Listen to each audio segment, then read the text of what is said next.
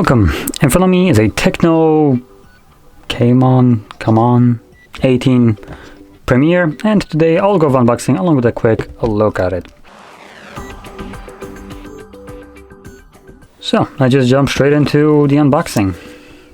Now I'll mention that this device was released in October of 2021, so it is already a little bit of a dated device. We'll see if it has any value picking up this device, well, for instance today. If I can figure out, there we go, how to open it.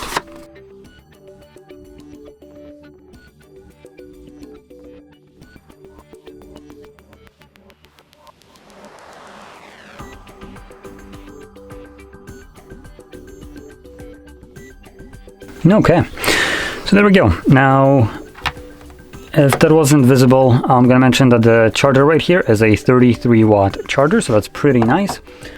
Now let's get on with the device. I'm gonna boot it up quickly.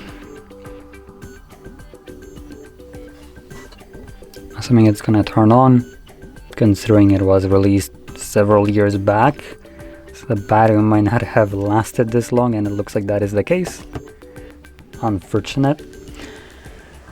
So let me quickly check one more thing, or not, because it looks like I have no network. Okay, so one thing that I want to point out, which is kind of odd, the case right here that came with the device itself, it's already kind of picking up yellowish tint to it, which, you know, makes it look a little bit gross. At least that's my personal opinion. But it's nice that it's actually included with the device. Obviously you can pick up a better one if you want to. Now,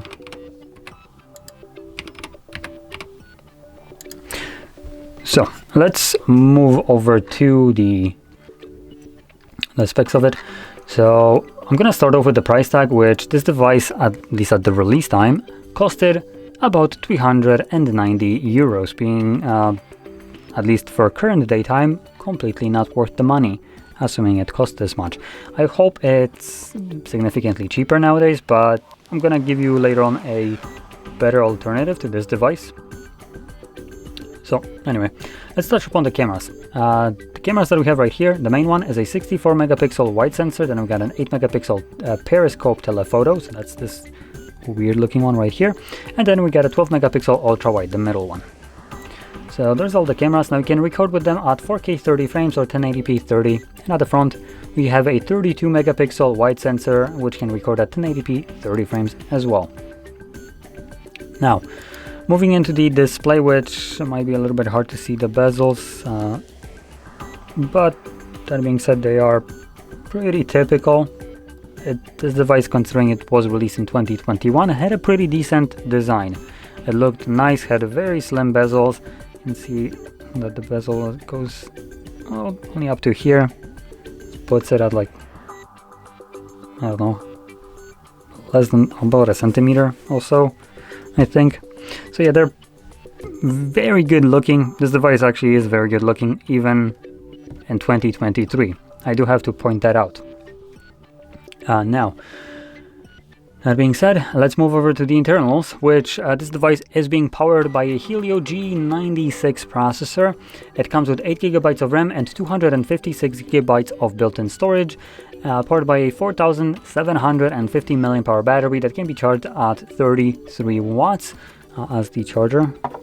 And advertised charging speeds, we're looking at 64% in 30 minutes. That's advertised.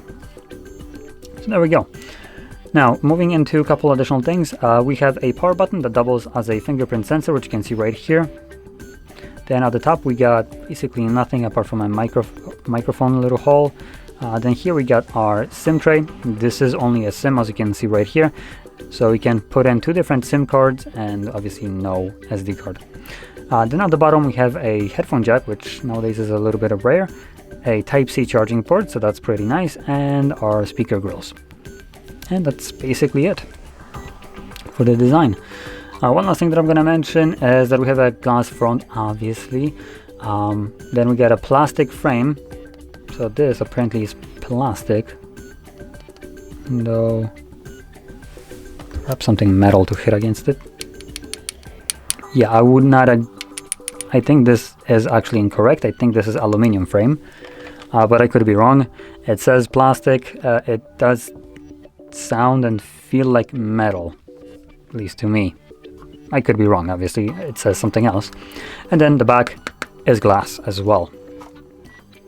So now, with all that being said, this device seems a little bit overpriced. Now, obviously, it was released several years back. At that point, this device probably looked significantly better than it does for now. This kind of aesthetic nowadays is standard on almost any device, so it doesn't stand out as much as it probably used to.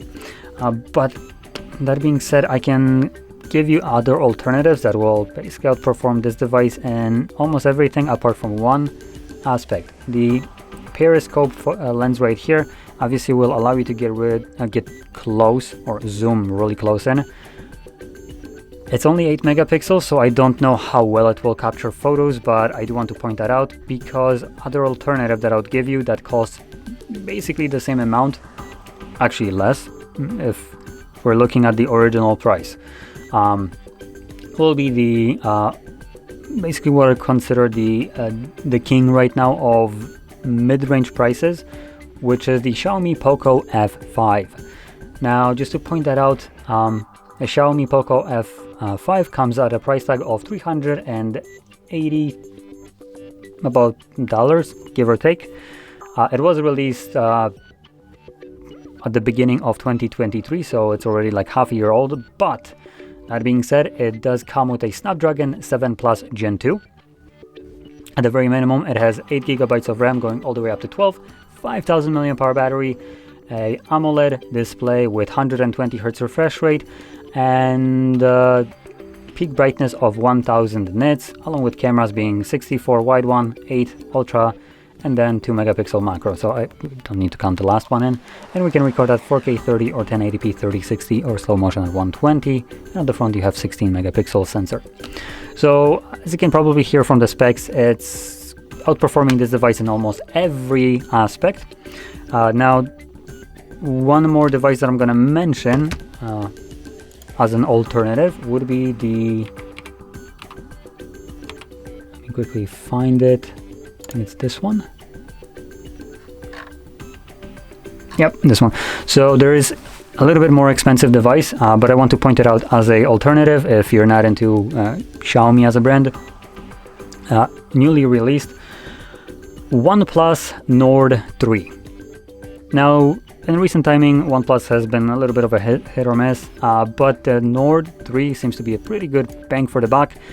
Coming with the Dimensity 9000, which is basically a flagship device from Dimensity, equivalent to something like a Snapdragon 8 Gen 1 or 8 Plus Gen 1, somewhere between these two processors. So obviously very powerful device, and you only get to pay about $50 more, costs about $430.